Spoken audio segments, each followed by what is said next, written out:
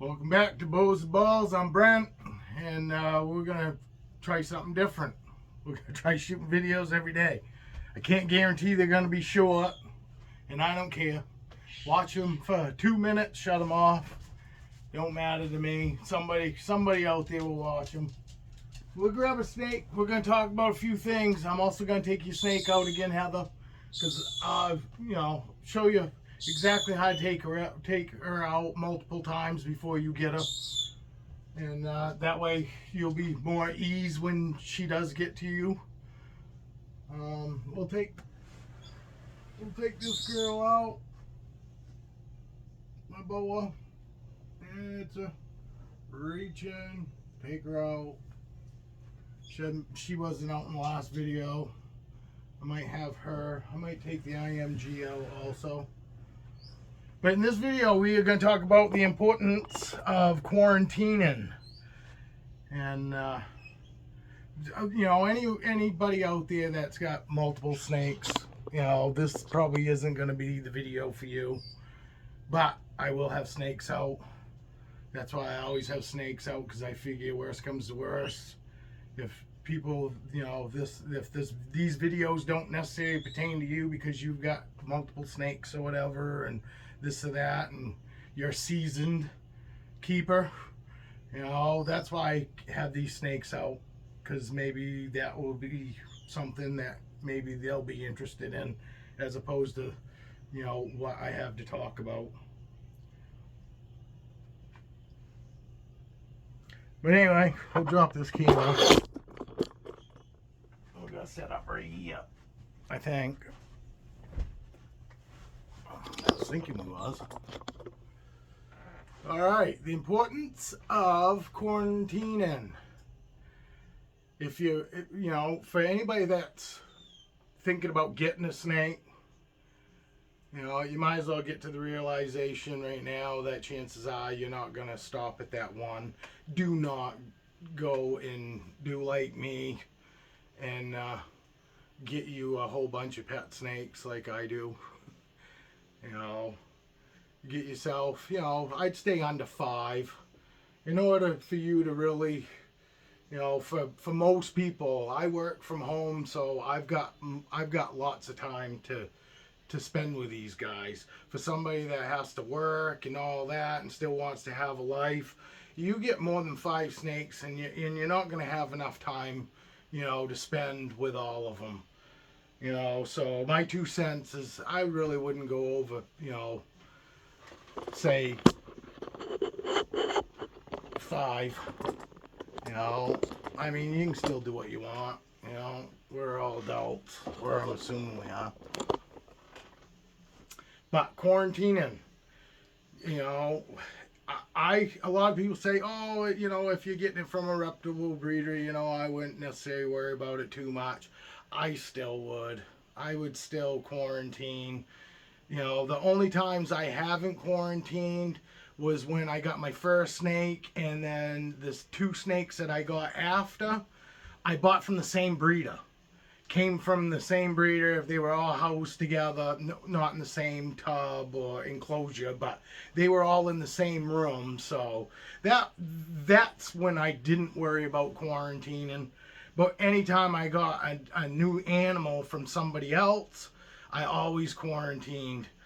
And I right in a different part of the house, not in the same room, in a different part of the house. And honestly, a tub setup is the easiest and cheapest way to quarantine. That way you don't have to go and get a whole nother, expensive enclosure just for quarantine. And you can quarantine in a tub, and I like to quarantine right on paper towel.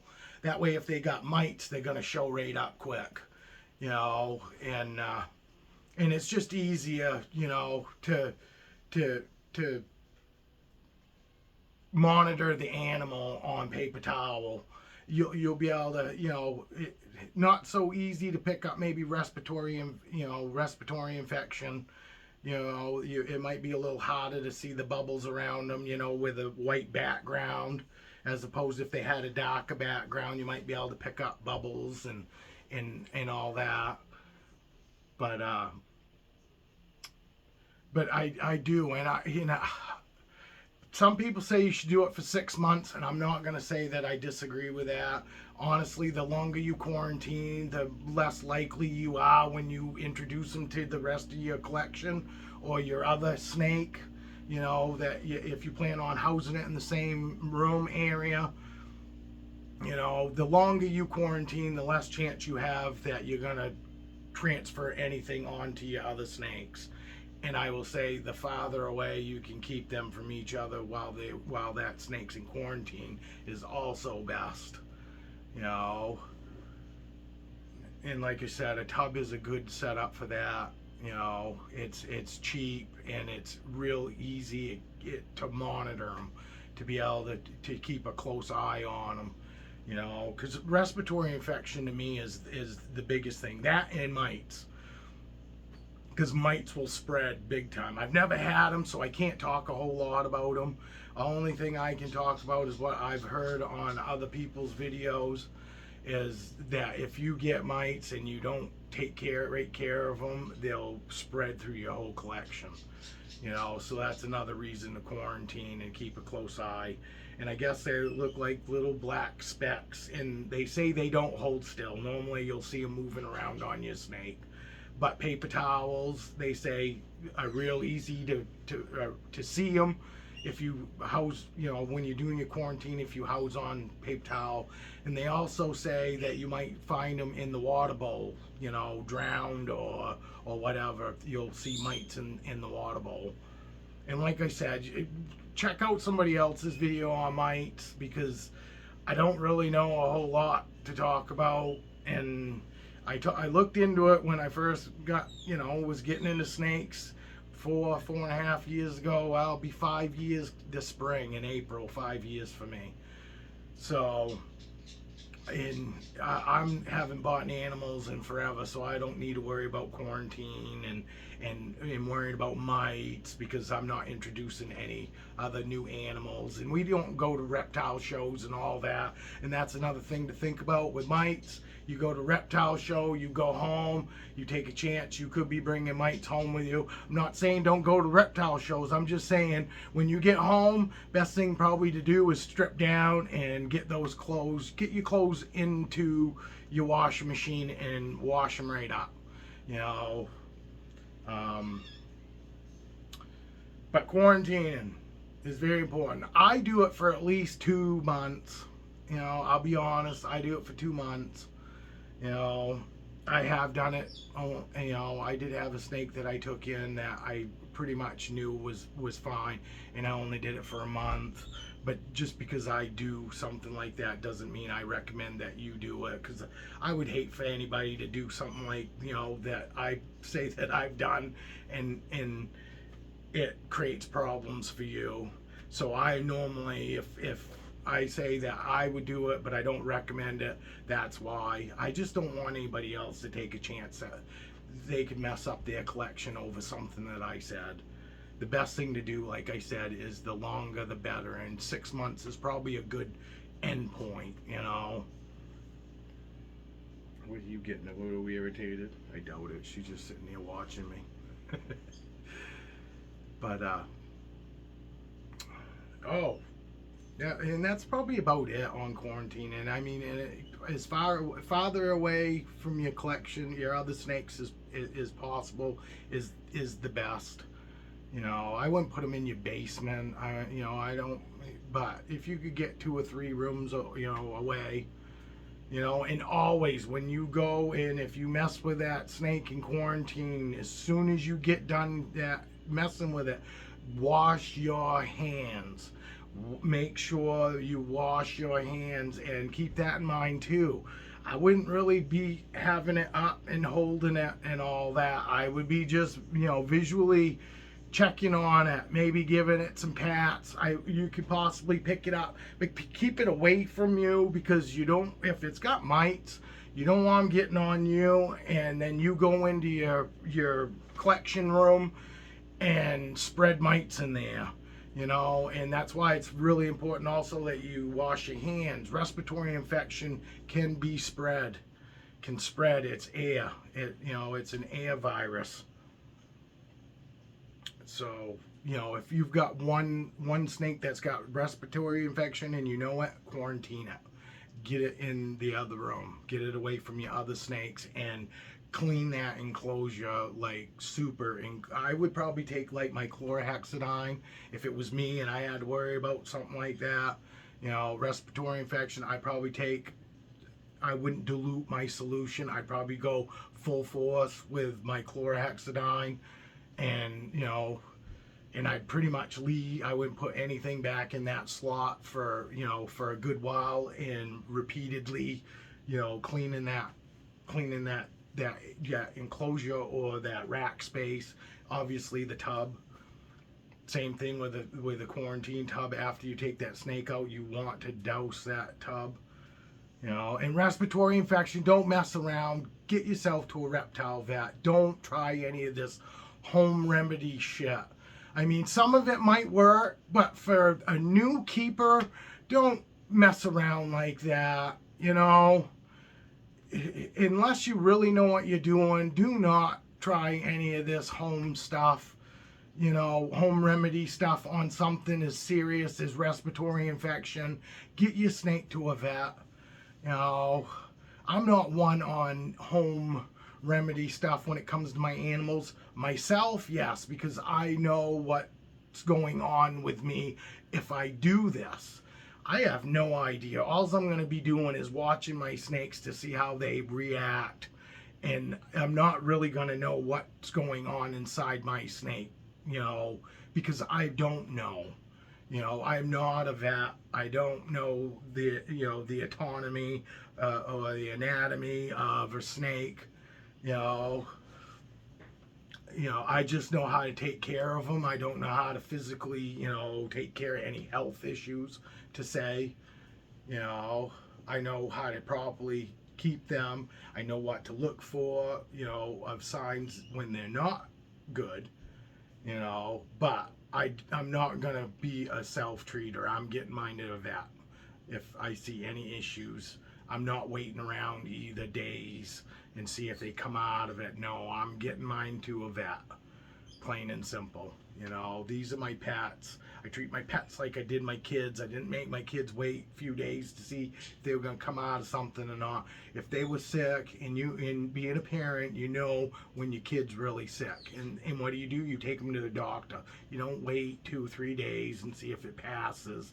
At least I didn't. I wasn't one of them parents. We took them right in. As much as it hurt, the piggy bank, we did it. You have to. And I'm the same way with my animals, right down to my dog. My last dog, Diesel, my American Bulldog, I had to do double ACL surgeries, and it was almost $10,000. By the time he was all said and done with his surgeries were over $6,000. And the easy way out was to euthanize him. Not doing that. He was only 5 years old. He lived to be almost 13 years. Actually, he lived 13 years to be 13 years old. And he never would have made it. Never would have made it without double AC surgeries. So, because he had complete tore ACLs. And he was still running through 4 feet of snow to go shit in the woods because he didn't want to poop on where we normally hang out, where I mow. He'd go out in the tall grass or out in the woods to poop, and it didn't matter how much snow we had, even having double ACLs, shredded. He was still out there walking through 4 feet of snow, and I couldn't get him to stop. So, but anyway, back to these snakes. Oh, something else I want to talk about too, and it's probably too late now, nobody's probably watching, but probably Heather is, and this pertains to Heather and Enzy, you know who I'm talking about, I'm sure, but the two people that are thinking about getting, a couple snakes here in March, end of March, beginning of April, when I can start shipping again. You guys, just because you set the temperature on your heat mat, that's why it's important to have a temp gun. because you're going to have to raise the mat temperature higher than 90 degrees normally to get 90 inside, or 88 to 90 degrees inside that tub. Normally a good starting point for me on a heating mat is 94 degrees. Give it a couple hours, you know. Actually, that's why I say to set these tubs up, you know, a week ahead of time. Because honestly, I like to set it at 94 degrees, leave it for 8 hours. Let it completely acclimate, and then take your temp gun and then check the hot spot. Now, that's why you need a temp gun, because that mat is going to have to be higher than the temperature you want to get inside the tub bottom. So, like I said, a good starting point is about 94 degrees. And normally it's about, you'll get about 88 to 90 inside the tub normally. You might have to go higher than that. Don't worry about it. That's why you've got the temp gun, to make sure you can figure out what that, you know, that hot spot is.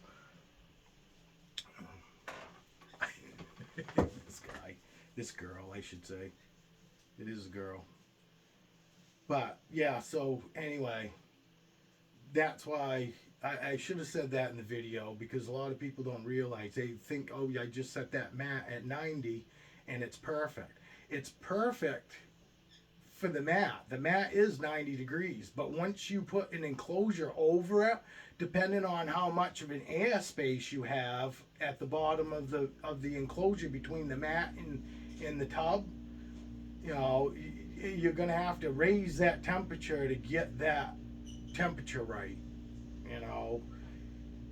And that's why you need a temp gun. And I should have explained that in the last video, that don't be surprised if you have to raise up the temperature on the mat to get the right temperature hot spot inside your enclosure or your tub, you know. But I'd say she's pretty content, huh? No, you know, having to chase her around, chase her down. You know, she is, just because she doesn't have any tongue flickers or anything like that. You know, she has no ill intention for me. You know, she's feeling the vibrations of my voice, because I got her laying right on my belly. You know, so she can hear the vibrations of when I'm talking and all that. And obviously, it must be kind of soothing to her. You know, but yeah, I guess I only had one snake out in this video. We will try, you know, a video every day. I just figured that if I shot a video every day, that it wouldn't give everybody an opportunity to actually watch my videos. You know what I mean? That, you know, I know my other channel. I've got multiple channels too. I got 3 other channels, you know, that I don't do anymore. I don't even post on them anymore. I'm only doing this animal thing now. And honestly, I this in one of my other channels is what I love doing. You know, I love anything to do with animals, and no, we're not going to talk about that other channel. But anyway, so everything is about animals right now. I'm trying to make people more comfortable with the idea of maybe possibly getting a snake. You know, because there are plenty of people out there that love animals, but there's just something about snakes, and I was one of you. I was one of you. I love animals. I was always intrigued by snakes. Always thought they were pretty and that there was something special about them. But there was also that horror factor, you know, that they're just mean, vicious, and they just gonna light you up, meaning bite you all the time, you know, and that's all they care about. They just want to bite us, you know, and that's the farthest truth. They're like anything else. They want to protect themselves. And in the very beginning, that's what it's all about. They're just trying to protect themselves. They're not being mean, malicious. You know, they're born with absolutely nothing. They got no arms, no legs, to defend themselves. All they got is that mouth that we are always, all of us are petrified of. Petrified. I'll say it again. I want to get bit less than all of you. Trust me. Oh shit! I do have to take out another snake. I'm gonna put her back. I told Heather I'd take her snake out, and I will, because I do. I want her to feel more than comfortable. She loves animals, and I can tell. That's why she thinks that she'd like to get a snake. I know, pretty girl. I'm gonna put you back. I'm gonna put you back. I don't really think she wants to go back. But she will. Nice and slow. Yeah, that's my 2 cents on quarantining.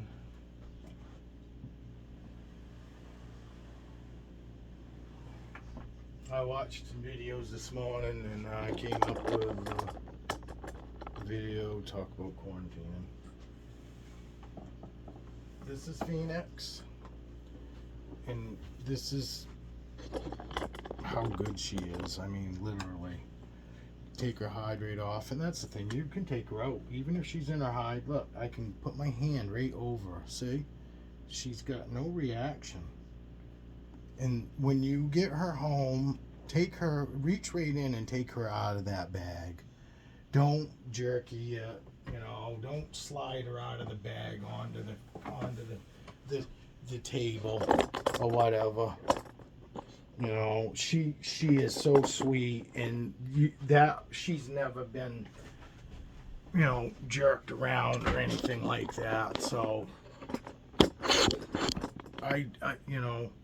she is a super sweetheart, and literally, you'll be able to reach right in that bag and pull her out, and you won't need no glove. I wouldn't tell you, if I didn't truly believe it. I mean, this girl, you aren't going to find a sweeter snake, really. Maybe her brother. I mean, all my snakes are this sweet. But I mean, as far as babies wise, these guys don't even know to be defensive. They don't. They've had nothing but positive interactions right out of the egg. And right out of the egg, these guys were like climbing right to me in the little, in the incubator. In the egg tray box. Yes, Diablo rather. This is Diablo. And see, she could care less about the dog too. You see that? He's touching her. I'm telling you, my snakes have absolutely no reason to be defensive about anything. They've had nothing but positive interactions here. So. And I know you're going to love her. That's the only reason I'm letting her go, because I wouldn't let her go to anybody else, honestly. I know you're going to have her out all the time, and you're going to treat her, like she should be treated. But I'm sure after you get this girl, you're going to want another one. It's just because you'll be like, oh my God, I can't believe it. I can't believe how chill they are, and how, I mean, super docile. She is just so docile. And like I said, she's not head shy at all. Look. I mean, seriously, she is the biggest sweetheart. And she's got really cool colors. She's not that normal brown and black or brown and dark brown as a normal. She has got totally different colors. Totally different colors. I'm just not good at describing stuff. But she is. You see her. She's not trying to get away. You literally are gonna be able to take her home, hold her for a few minutes, but then get her in an enclosure to make sure her body temperature gets back up and all that. I'll have a heat pack in her box, in her shipping box, but it's still important. And I want to also say too, I will not ship directly to anybody's house. You'll have to pick her up at the shipping hub. I do not want her being bounced around in some delivery truck. And I'm sorry, I have turned people away because they want me to ship it to their house. I'm sorry, I won't ship to anybody's house. You'll have to pick her up at the nearest shipping hub. All you have to do is give me the shipping hub information, and she will make it. She will get there. And then you also are able to pick your animal up normally between 9 and 10 o'clock in the morning. You know, so I should have said that too. If you can't get to a shipping hub, I'm not going to be able to ship you the snake. I will not ship to anybody's house. I do not want these snakes bouncing around in some delivery truck. You know, like my FedEx driver don't even come here till like 1 to 4 o'clock in the afternoon. Can you imagine a snake riding around in that truck all day? No way. You seen how they drive. I seen how they drive around here, and our roads suck. Well, I live in Maine, and it's pothole city, you know, and they drive like they're NASCAR drivers. So it's hot on the brakes, hot on the gas every time they stop and go. So there's no way I'd want this girl to be treated like that. So that's another thing that will keep me from shipping to somebody, is if they aren't able to go and pick the snake up at the shipping hub.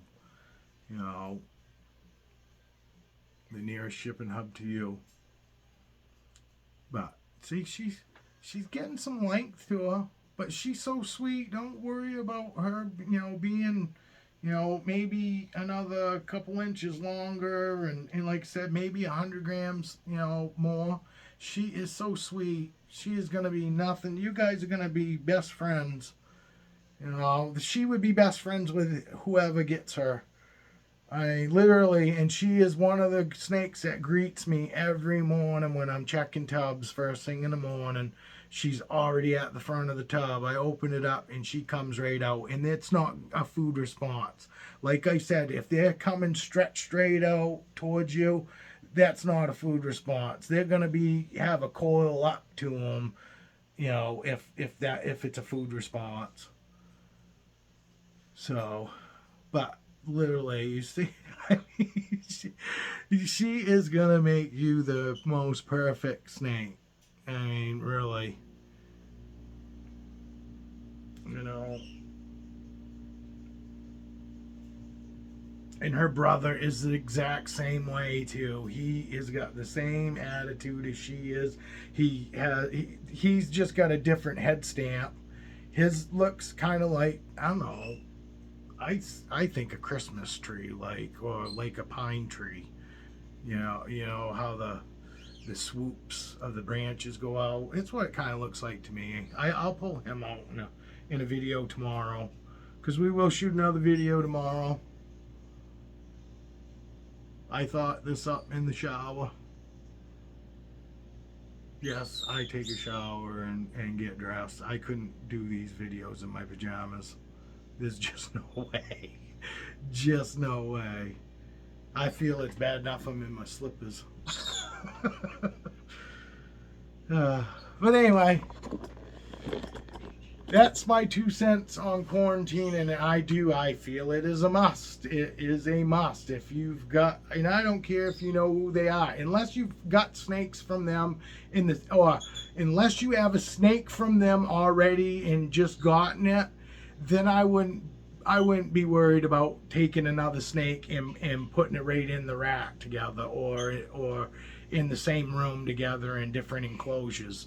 You know, if they came from the same person, I wouldn't worry about that, because chances are, if one of them's got it, they both got it anyway. You know, and you'll just have to monitor them both when you first get them. You know, always monitor your snakes. I mean, you know, yes, obviously, I don't feel anybody necessarily has to worry about any of mine, because I'll tell you right now, my snakes are perfectly healthy. You know, good tongue flickers. You guys don't see any of them yawning multiple times in a video. Signs of respiratory infection, your snake yawning. They will yawn. Don't get me wrong. They will yawn. But if they seem to be yawning a lot or sitting there with their mouth gaped with a slight gape, and you see bubbles, or you happen to hear what sounds like gurgling, you know, that's respiratory infection, and you need to have it looked at by a vet. You know, those all those signs. If you see all those, that's horrible. Hopefully you're only seeing, you know, hopefully you're not actually hearing the gurgling and necessarily seeing the bubbles. Hopefully you be able to you'll catch it before it gets to that extreme. But low humidity is what causes respiratory infection. I don't care, as long as they're not in standing water. It can be 100% humidity and it's not gonna hurt your snakes. I wouldn't keep them there, but it's not gonna give them respiratory infection. You're probably gonna end up with scale rot or something like that by keeping them hot in 100% humidity, you know. But it's low humidity, 50 and below. I don't like to go less than 60. I think 60 is a good cutoff point. I think anything under 60, you start getting into that respiratory infection thing. And it's not a few hours that it's low. It's days, 24 hours or more. You know, you don't want them sitting in low humidity for days. A couple hours here and there, no, it isn't great, but it's not really gonna do a whole lot. We've seen them out. We've seen snakes out all the time when the humidity's really low, and they're fine, you know, because they'll go to a humid place and take care of that. So a few hours, and I mean, you know, 3-4 hours, you know, I wouldn't necessarily worry about that, you know. And I could be wrong. You probably might not even have to worry, you know, for days of them being low. But personally, I wouldn't do it. I don't like it more than a few hours myself, you know. More than a few hours myself. So, and I definitely wouldn't go days. But from what I've heard and research, it's days. It's 24 hours or more that you know is not good. So if you're getting just a few hours, I wouldn't necessarily worry about it, but keep up on it. You know, keep up on your humidity. You know, and don't get them too wet either, because you don't want to get scale rot. And you'll notice scale rot, it'll start looking like a freckle, but it's not a freckle, and it'll be like, it's real easy to check on, like an all white belly snake. You'll start seeing what look like freckles or whatever, and it's not. It's actually, you know, it's actually scale rot. And that's a good video we'll do tomorrow. We'll do a video on scale rot. And I do home remedy if I was to have that. I do think I have a bottle here on hand just in case. But we'll talk about that tomorrow. But from my house to yours, thank you for watching. And that was been my 2 cents on quarantining, and it wasn't a short video, and I don't care. You know, and I don't care if I don't get 1 million views. That's not what I'm looking for. I figure if I normally get 200 views, you know, or 100 to 200 views if I wait, you know, a couple days in between. But I guess it really don't matter, because like I said, I feel the right people are going to find me, and the wrong ones hopefully will stay away. All right. So anyway, remember, if you can't be good at it. We'll see you tomorrow.